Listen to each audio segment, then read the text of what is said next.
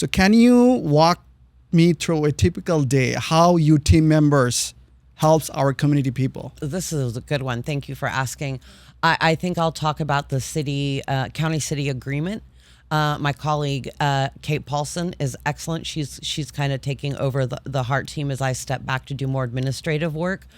The day starts where Kate would actually meet with local law enforcement, code enforcement, the homeless outreach team, and they will work together to identify what we consider hotspots, where it's people that we can tell are struggling. And luckily, we have a great relationship with our partners in the city, and they've gotten to kind of learn where an encampment is kind of just prime and ready for that outreach. They will tell Kate, these are the spots we need to go. This is where we're having problems. For example, we know there's a senior over there with mobility issues. That person really needs help.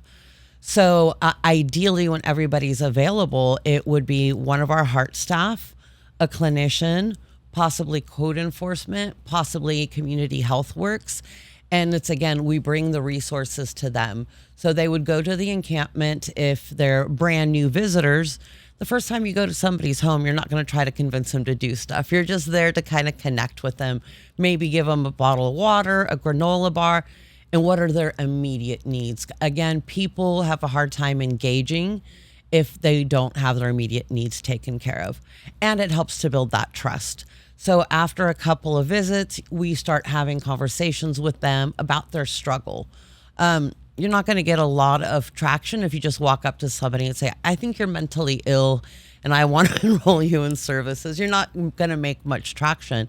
But saying I can see that you're struggling. Do you have trouble sleeping sometimes? Are you feeling anxious? Are you struggling with substances? And again, it's from a no shame, no blame place. And we just have a conversation about what can we do to get you out of homelessness? What kind of support can we give you? And so that's how we start the conversation. I would say some of the most common diagnosis we see out there, which makes absolute sense, is we see people struggling with depression. We see people struggling with trauma.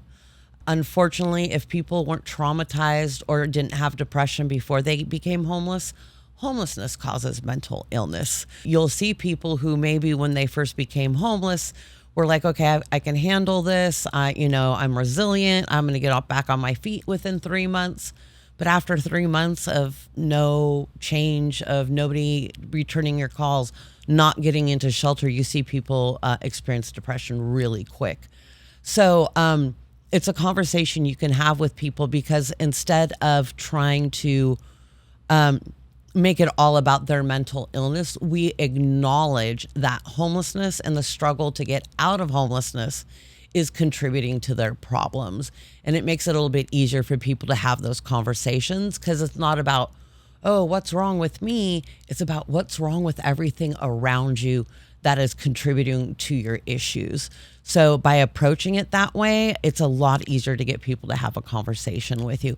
Even if somebody is actively experiencing psychosis and having hallucinations, you could still have a conversation about how it's getting hard to find a place to stay or food to eat, and how that's impacting you. And again, how having support people, a therapist, a case manager would help that. So that's the approach the team uses, and it's excellent. We had a client that it took a year for her to finally call back and say, you know what, I think I'm ready to get help. She is housed now. So it's pretty amazing the work they do. Let's be honest, a lot of people have an aversion with working with people experiencing homelessness. Encampments aren't always the most pleasant place to go. They could be for some people might even consider it dangerous. So our team, they're out there. The stray dogs come up to them. They go through what they call Snake Alley. They go into these situations, again, without fear, and they go with compassion. And the attitude is, even though they're unhoused, that technically is their home, and they're going to respect their area. They're going to respect their encampment. Frequently, there are people in encampments that kind of become natural leaders and caretakers of the other people in the encampment. So the team is really quick to identify and make friends with those folks, Because if you can establish the trust with that person, you've kind of gotten the buy-in for the whole group. So we see a lot of that. We see people in encampments not only take the help, but sometimes identify friends that might need help and kind of bring them to us also, like, oh, you need to come and talk to this person. So I would say they spend at least half of their day out in the field doing direct service, and a good part of their day working behind the scenes, making up that follow-up call. Did they go to their first appointment? Do you need help going to your appointment? And the Heart Team is also the front door for Behavioral Health Bridge Housing, which is usually in tiny homes, a converted hotel, a converted assisted living facility. We got really creative, and they're the front door. And that's helped a lot because now they have something they can offer above just some water and resources. They can offer them shelter. And that, again, has made a huge difference because, again, it's a lot easier to take care of yourself and the things you need to do to recover when you have a roof over your head. So being able to offer that to people has been so exciting. I think I last looked, we have served over 600 individuals, and we have seen people go to housing from the shelter. So, and there's people, sometimes it takes them a few weeks, and some people it could take, 12, 16, 18 months to get stable and situated to go into housing. Yeah, so pretty exciting. They do a lot, and the Heart Team goes into all of those places also to connect with people and assess and like do on the spot counseling. Yeah, it's pretty exciting. And they also work with the W3 team, that's Wellness Without Walls. So they team up, and while they're visiting the shelters, they visit at the same time as these medical professionals. And literally it's an array of services. You come, you check in at the table, you get your blood pressure taken. Do you need your meds? Do you want to talk to a counselor? And they could talk to them immediately. So that's been pretty exciting. And sometimes we even pair up with local animal agencies. I believe the name is Paws, who also go to the shelters and serve people's animals. Because again, I don't know about you, I'm a pet owner. If my dog was really sick and I couldn't feed him, I think I would want to take care of him first before I went to an appointment.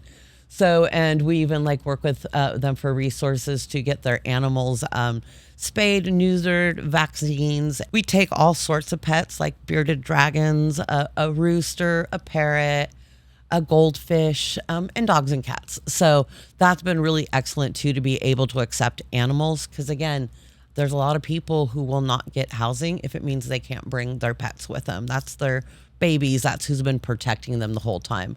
So the Heart Team also has dog and cat food on them most times, and sometimes leashes, toys, anything we could do. Because again, building rapport, trust, taking care of those needs, and making friends with their pets goes a long way also. Wow. Yeah. I feel a lot of pride, not for myself, but my team and the work that they do. I couldn't be prouder of the folks I work with. Even our administrative team who works in the office, they're doing the bookkeeping, the ordering, and all of that stuff. All of them joined our team because they wanted to work with homelessness. And I won't give names or too many stories, but some of them themselves experienced homelessness or mental health issues, or knew people who experienced it and sought to become a part of our team. So that's another part I love about it. Even behind the scenes, everybody who's there is all about homelessness. We have somebody who does not have a mental health background. Actually, none of my admin team does, but they have the passion, and they've done amazing work to help, including making programming for families. So now one of our behavioral health bridge housing sites takes small families with small children, because, it is small cabins, so you can't have the Brady Bunch there. But we even accept women who are close to giving birth. So they know they're already in a shelter. There's already a crib there waiting for their baby when they have it. They connected with the local school district and other resources to make sure there's programming for children. They've put in like a playground. Again, take care of pets there also.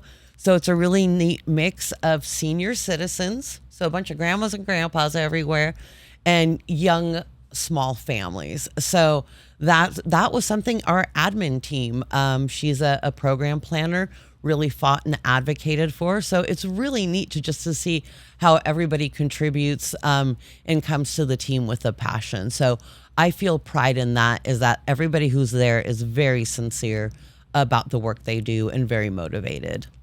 Wow. Yeah, they're a lovely group of people.